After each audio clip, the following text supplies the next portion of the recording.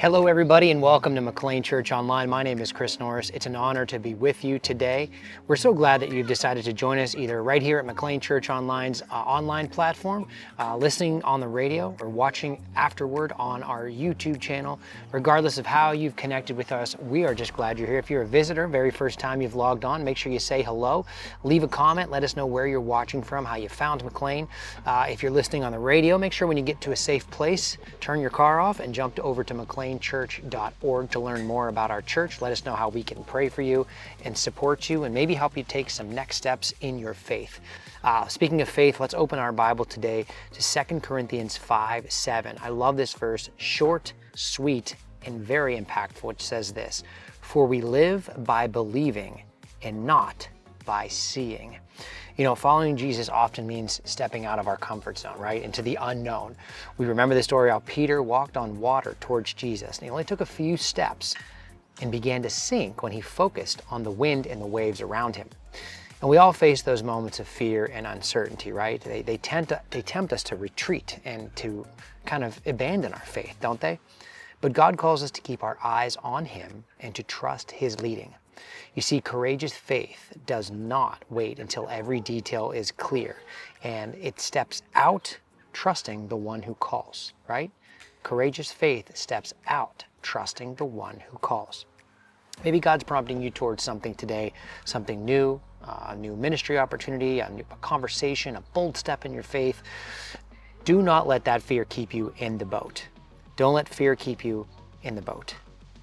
His presence is your assurance, and He invites you to experience what's impossible on your own, but what is possible when you trust in Him.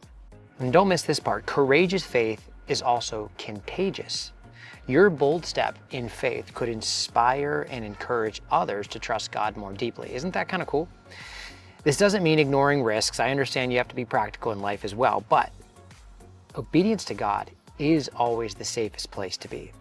So take courage, for He is with you in every storm and every step. Perhaps this week you write down one area in your life, something that you've been hesitating to do in fear that it might not be the right decision.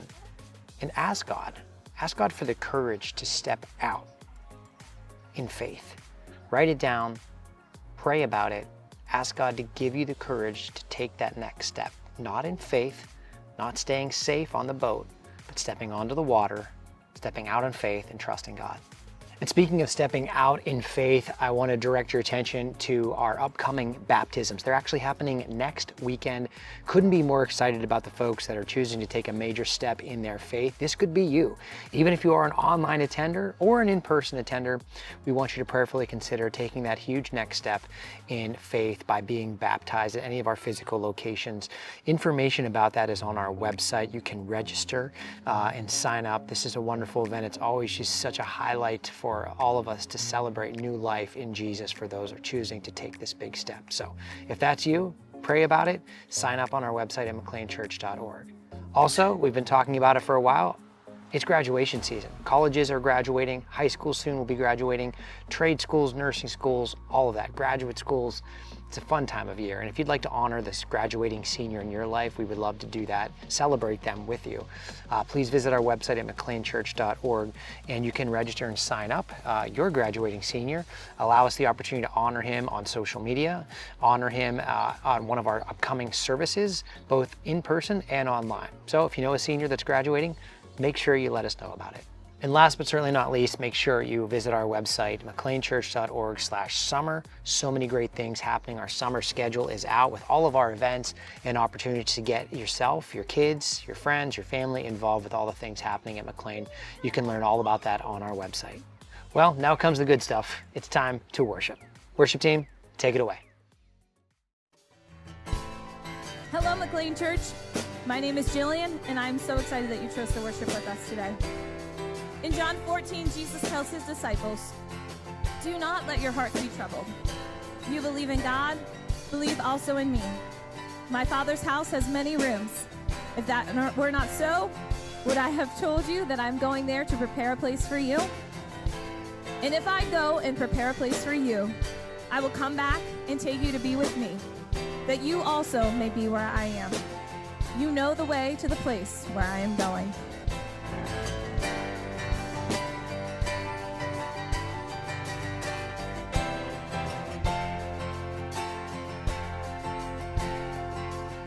Sometimes on this journey, I get lost in my mistakes. What looks to me like weakness is a canvas for your strength. And my story isn't over, my story's just begun. Failure won't define me, 'cause that's what my Father does. Failure won't define me, 'cause that's what my Father does. Ooh, lay your burdens down. Ooh, here in the Father's house. Check your shame at the door, 'cause it ain't welcome anymore. Ooh, you're in the Father's house.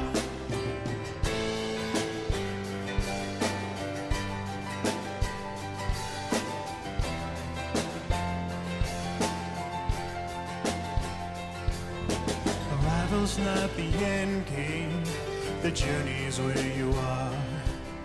You never wanted perfect, you just wanted my heart.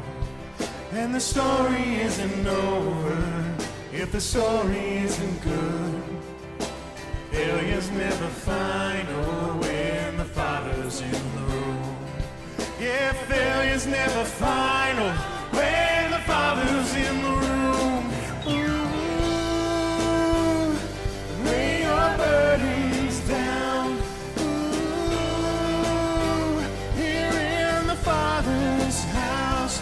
Check your shame at the door, 'cause it ain't welcome anymore. Ooh, you're in the Father's house.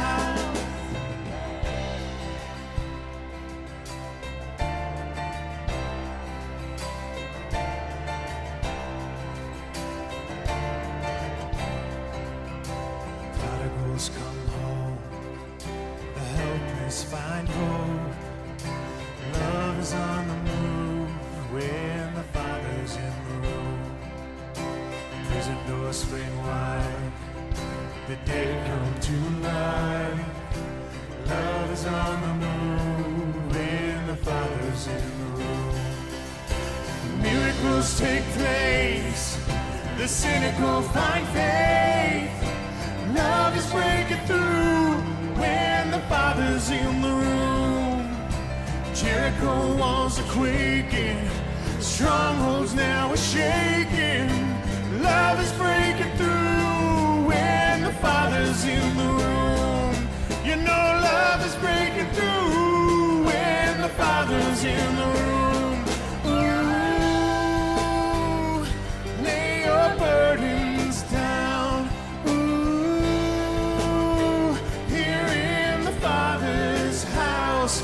Check your shame at the door, 'cause it ain't welcome anymore. Ooh, you're in the Father's house. Ooh, lay your burdens down. Ooh, here in the Father's house. Check your shame at the door, 'cause it ain't welcome anymore. Ooh, you're in the Father's house. Well, thank you, worship team. And at this time, I want to draw your attention to our moment of offering. This is where we collect your generous tithes given back to the church towards different ministry areas. We are grateful for those that give, and we would ask you to prayerfully consider giving as well. Your donation to our church means more than you'll ever know. I know we kind of talk about it every week, but so much of what we do week in and week out is because of these next few moments, because of folks that use the McLean Church mobile app to set up a recurring or one-time give, to the little bags that are passed around at our physical locations. That moment is more significant than you might realize, and we are grateful to every person that does that each and every week. And to those thinking about doing it, maybe once, maybe on a consistent basis, please pray about it, and please know that God blesses no matter what you bring forward. It could be $5, it could be $500. Just know that God will use every penny to spread His love and His mission throughout our church and beyond. So with all that being said, let me pray over our offering today. Father God, thank you for all that you do through our church and through so many churches across our region, God. The church is alive and well, and we believe that, God, and it's because of the generosity of people that continue to give toward your mission, toward McLean Church's ministry, and just so that more people will know about Jesus. We pray, God, today that you will bless each dollar that is donated online, in person, to further advance your kingdom, God, to spread your love, and to help McLean Church continue to be the good among everyone that walks through our doors and those that have never stepped foot in our church. We pray, God, that you will bless this offering today. We thank you for the generosity of our church. We do this all in your name. Amen.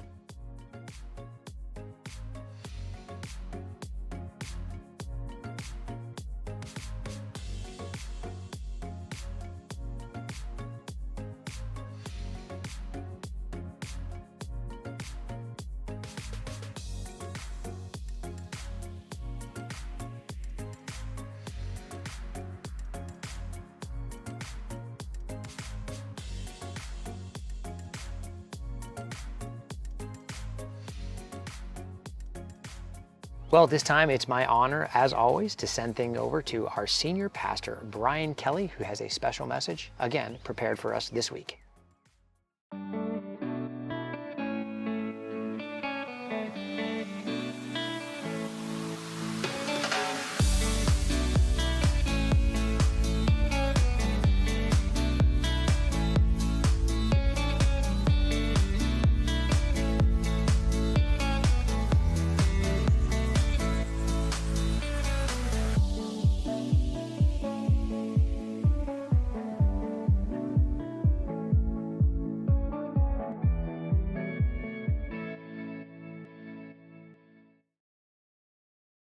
Well, welcome, McLean Church. We are glad you are joining us today. And no matter where or when you're viewing this service, we are really glad you're part of the McLean Church congregation. Today, we're continuing our series entitled How, and this week we're going to ask the question, how do we keep it going? How do we keep it going? Which, interestingly, is going to end up being a talk about money. So here's where we're headed. You know, for the last 2 weeks, we've been talking about how we practically live as people of the resurrection. If Jesus' rising demonstrates the commitment of God to bring new life, new reality, new resurrection to our experience, how do we practically live into that newness? How do we keep our eyes focused on what God is doing around us so that we can participate in it? And how do we follow what Jesus taught us to do and demonstrated for us in His life? How do we keep our focus on the things Jesus called us to pay attention to? And we said over the past 2 weeks that we keep our eyes tuned in to the work of God around us through spiritual practices and traditions engaging in things like weekly worship, practicing disciplines like daily Bible reading and prayer, engaging in traditions like observing the seasons of the church year. And we follow the teachings and example of Jesus by, in essence, putting on a pair of glasses that has two lenses. One lens keeps me focused on my heart, the core of my being, keeping me soft and open to the work of God around me. And the other lens focuses on my neighbor as I commit to go into the world and be the good by doing good.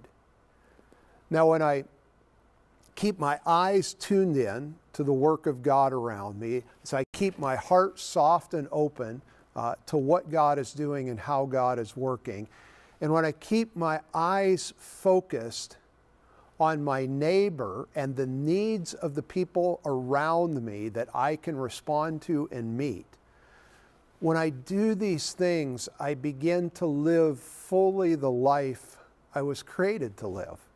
A life in relationship with God, and life in relationship with my neighbor.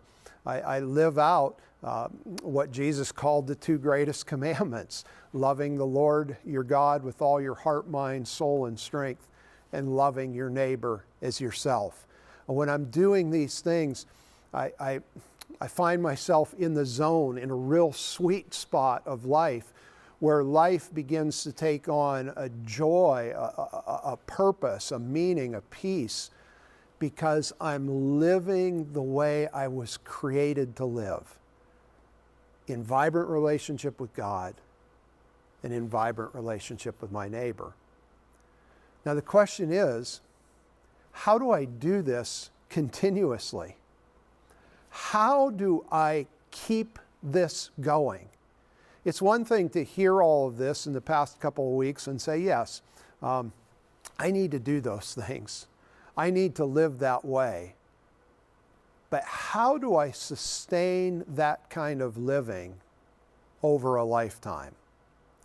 And today I want to suggest that education, and particularly public education, gives us a model to reflect on as we consider how do we keep these spiritual practices in our lives going that keep our heart open to God and our eyes open to our neighbor. Think about it with me like this.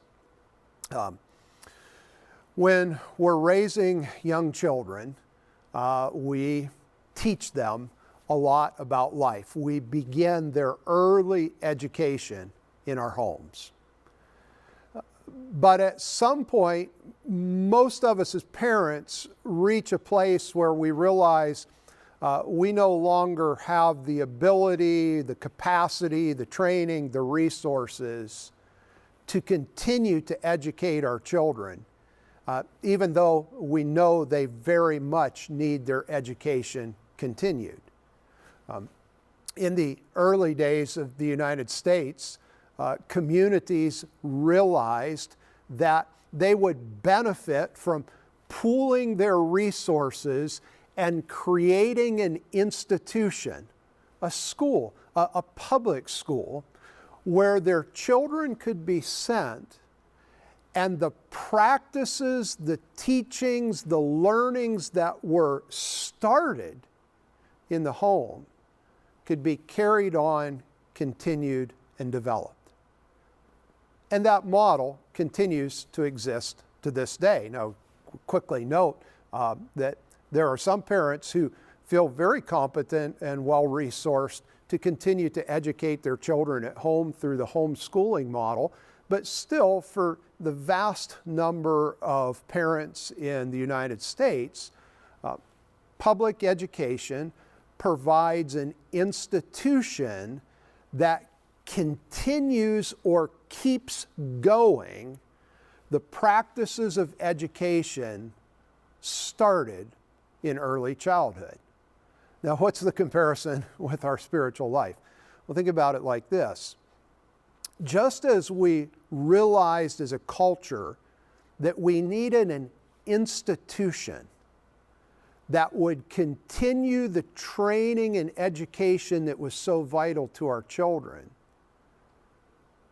So I want to suggest that early followers of Jesus recognized that they would need an institution to continue to help them keep their focus on their heart and their neighbor, and keep their eyes trained and attuned to the work of God around them.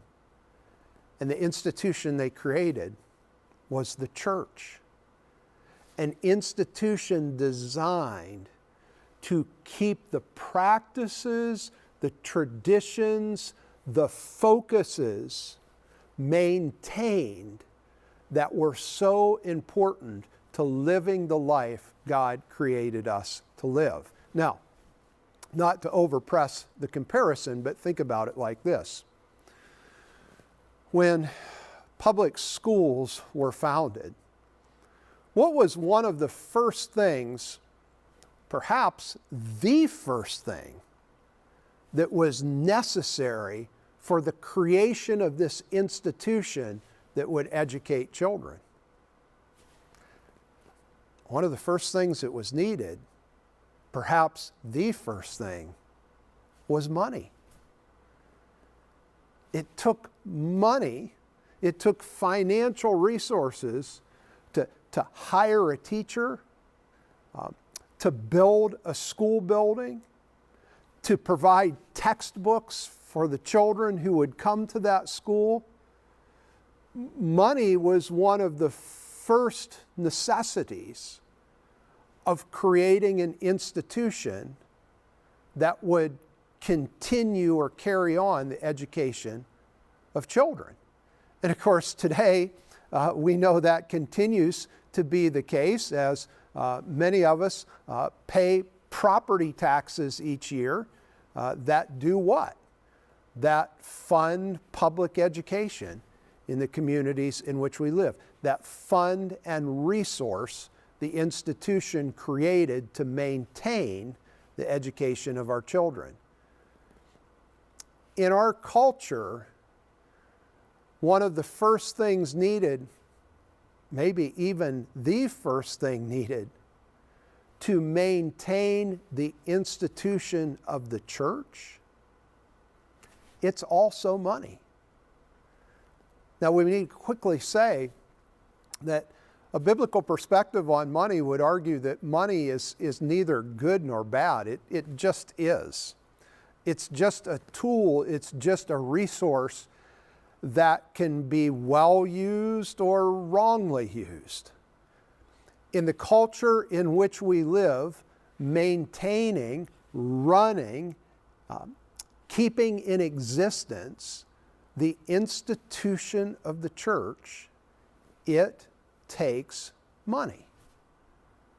It takes money to keep this institution going that keeps the practices going in our lives that keep us attuned to God, attuned to our neighbor, that keep our eyes seeing the reality and work of God around us.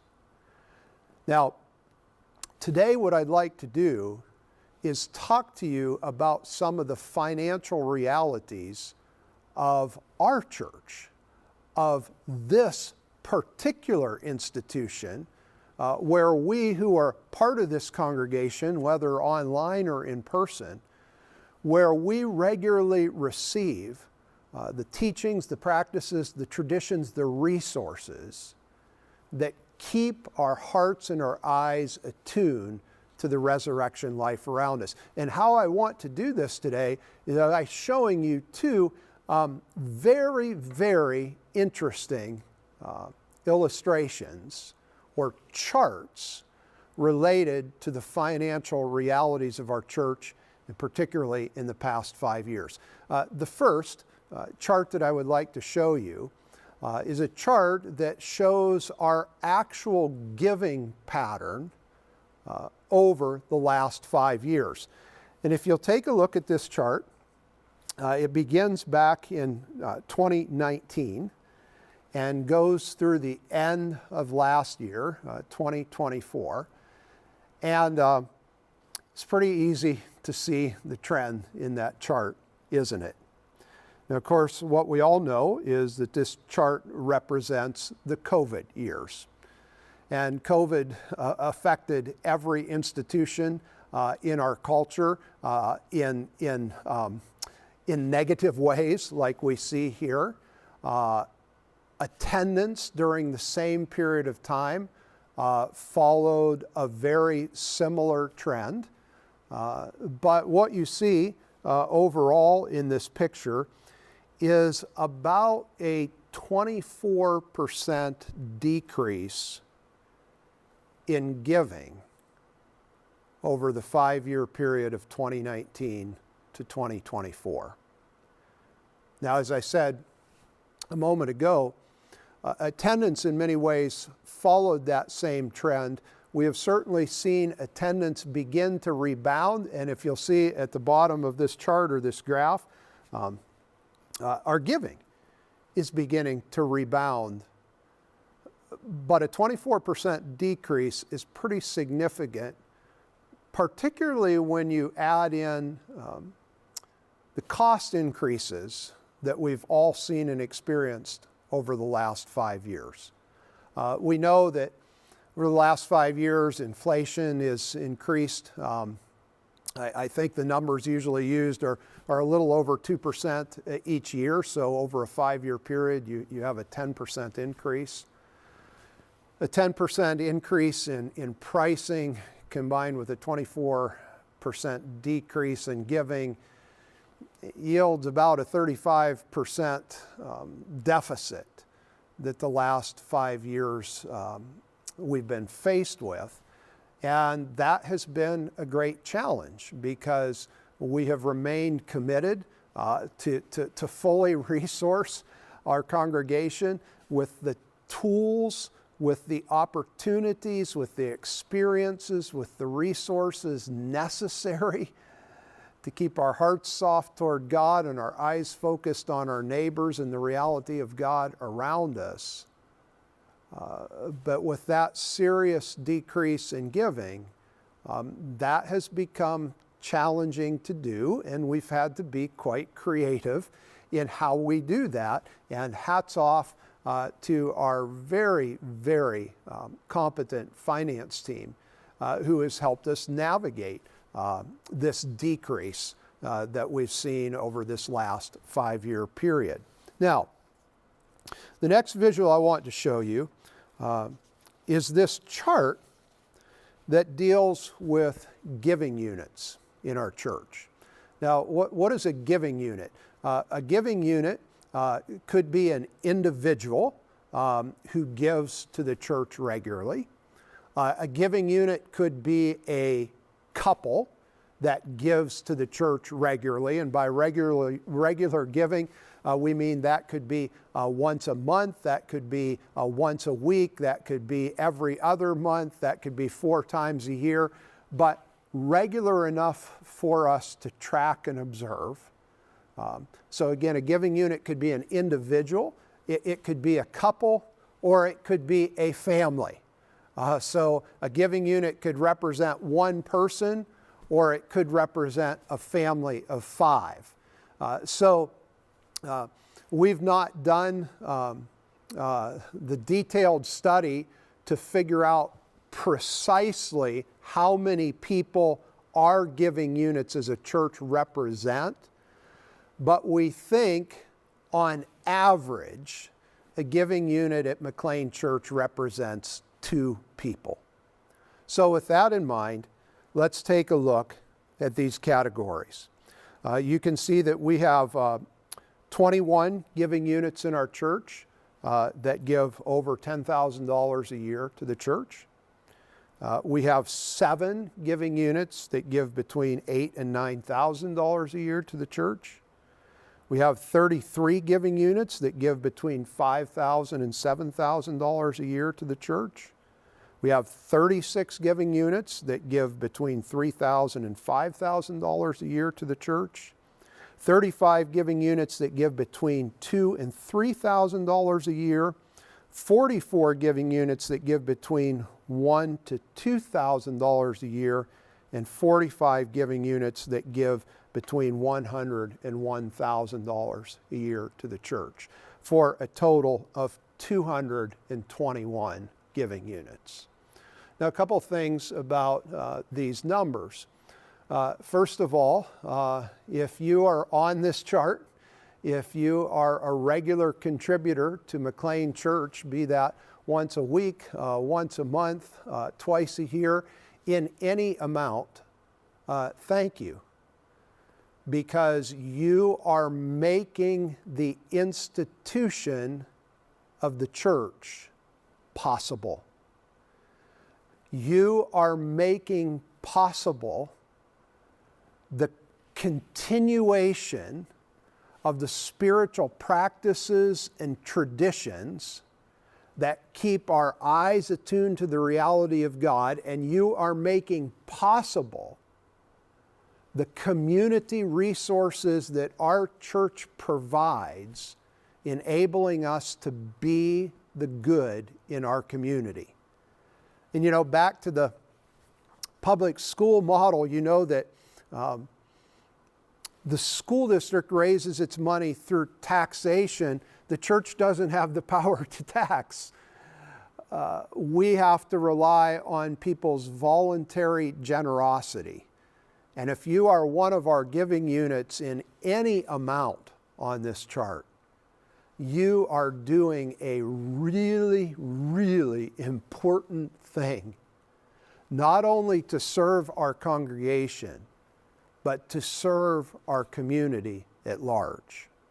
Now, another thing to note about this chart, we have 221 total giving units. Now, if a giving unit on average represents 2 people, that means we have a little over 400 people represented who give regularly to McLean Church. Let's just round the number up to be as conservative as possible in how we're estimating this. Let's say we have 500 people who are represented as regularly giving to McLean Church. Our congregation as a church, including both of our physical locations in Edinburgh and Union City, and our online congregation, we're pretty certain numbers well over 1,000 people. What this chart shows us is that the institution of the church is financed by about 50% of those of us who attend. And that number is concerning, not first because of the lack of giving it represents, but first because of what it says about the health of the organization as a whole. Because all of us know that any organization that's only supported by 50% of its members, that's not a very healthy organization. So I want to talk really practically about this reality, and I want to do so, interestingly enough, not citing passages from the Bible or not talking about this even primarily from a spiritual perspective. I just want to talk about it from a practical reality. We have an organization that is supported by only a fraction or portion of the people who attend or utilize the resources of the organization. And I think, it's just my conjecture, but I think this situation exists for one of 3 reasons. The first reason I think it might exist is because a lot of people misunderstand the notion of tithing. Now, If you've been in the church world long at all, you've probably heard this idea that Christians are supposed to give 10% of their income to the church. This is called a tithe. And the idea originates out of the Old Testament, out of ancient Judaism, whereby the temple was funded in ancient Judaism by the people of Israel giving 10% of their financial resources to support or fund the work of the temple. It is a practice from ancient Judaism, and nowhere does Jesus or the other New Testament writers say that it is a practice that is to be continued in the church. So as much as we as preachers would like to say that God commands you to give 10% of your income to the church, He does not, and you don't need to. Now, that said, let me quickly add, the practice of tithing, like many practices from the Old Testament, are hugely informative and instructive to us regarding how we can live a wise, prudent, and good life. And this idea of giving 10% to the church, it has served a lot of people very well on many different levels, particularly in developing a proper relationship with their finances. You know, I heard a wise older person tell me when I was much younger, they made the statement that, you know, if you give 10% and if you save 10% and you live on 80%, you'll do very well managing your financial reality. I don't think he was connecting any of that to the Bible's teaching about tithing. He was just saying this is just a wise approach to managing your finances. And many of us who grew up with the principle of tithing, we've benefited immensely from that practice, helping us shape our financial reality and helping us make a contribution that makes a real difference to the life of the church. But I have to be honest with you, I have to say, you don't have to tithe. But because a lot of us thought we did, we believed that if we couldn't give 10%, which is a lot, then there was no point in giving anything at all. So a lot of us had this misunderstanding that unless I can hit the 10% mark, there's no business or no purpose in me even trying. And so while we might be able to give a little bit, we don't give anything because we think we can't hit the standard. Take the standard out of your mind and think about the importance of some contribution versus no contribution.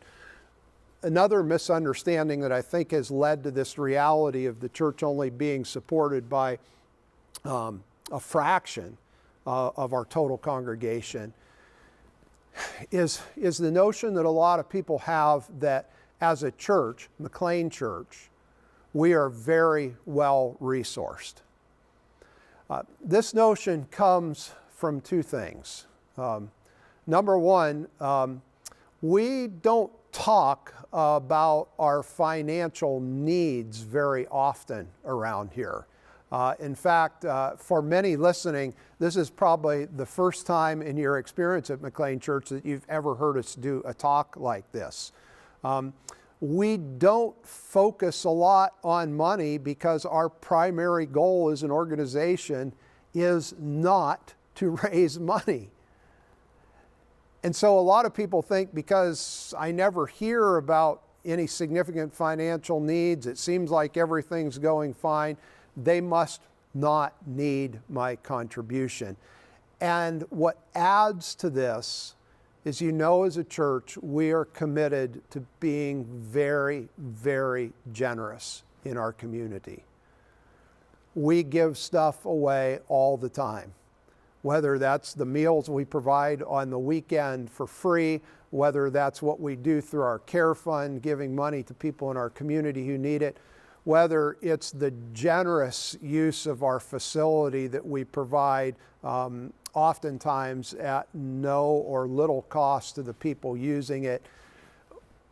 We try to be radically generous because we think being good to our neighbor, doing good, calls us to do that. But a lot of people interpret that generosity as, well, they must have tons of money. Interestingly, you know this well.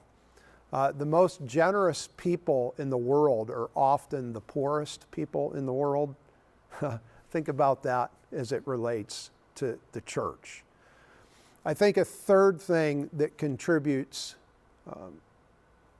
to this reality of the church only being supported by a fraction is, and this might be a little more painful to hear, but I think something we need to hear, is we must admit that all of us are deeply affected by the consumerism of our culture. A consumerism which has taught us to take and take and take, oftentimes without giving much or anything back. And this is a reality that has affected our culture. Look at any institution that is built around volunteerism or voluntary giving. You'll find the same picture. And we know how all of us have been impacted by a culture that is constantly wanting us to take, encouraging us to take, and not saying enough about us giving back. It's not healthy for our church, and it's not healthy for you and me to be a part of the church and give nothing toward maintaining or sustaining this institution. That's just not a healthy thing. Not a healthy thing for the church, not a healthy thing for us personally.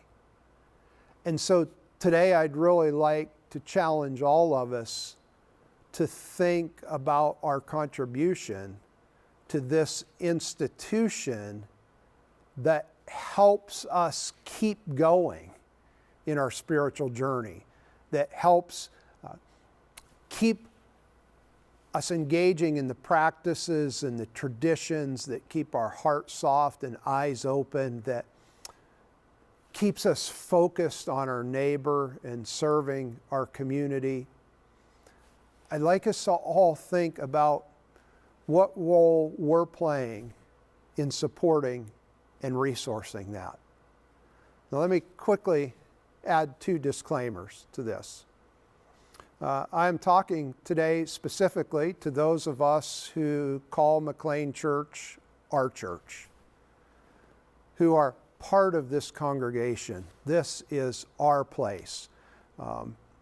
If you're just casually investigating Christianity or the church, or if you happen to come across this video online and are just watching it one time out of curiosity, none of this applies to you. I'm talking about the family, the group that calls McLean Church their church. If this is your church, there's a role you have to play in supporting this institution, supporting it financially. But the second disclaimer I quickly want to make is that if you are truly in a place where you have nothing that you can give financially to the church, you are more than welcome here, and we will gladly serve you forever if you can't give anything back. But here's what we all know. Most all of us, if not all of us listening to this today, can give something. Maybe you can only give 50 cents a week. If that's all you can give, you should give it. Maybe you can only give $1 a week, $1 a month, $1 a year. If that's all you can give, you should give it. And the reason you should give it is not first to change the bottom line of the church. The reason you should give it is first to contribute to your spiritual health and well-being, and second, to contribute to the health and well-being of the organization that exists to sustain that spiritual reality within you. And only a distant third does it have to do with how your giving affects the bottom line. Because here's what we found. God has a supernatural, miraculous, peculiar way of resourcing the church financially when it's healthy. And a healthy church, like any institution, is a church where everyone is contributing, where we're not just consumers, where we're not just takers,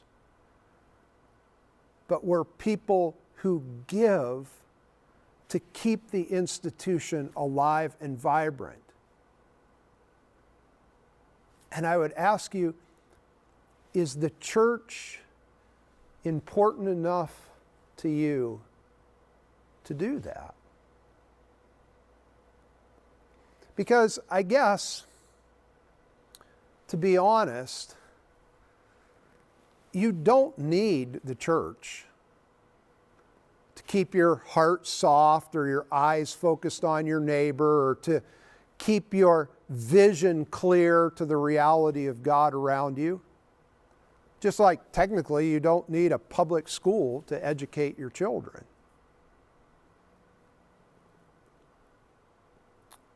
But if you don't have the resources or the time or the abilities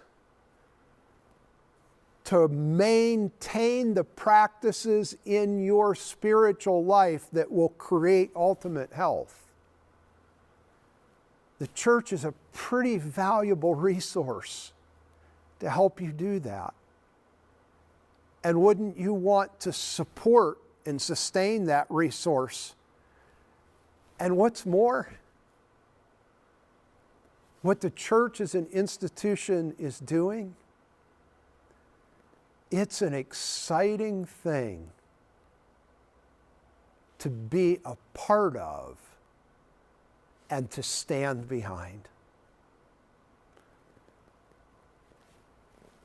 They were recording this this afternoon. Our Edinburgh Auditorium will be used to host a local jazz festival.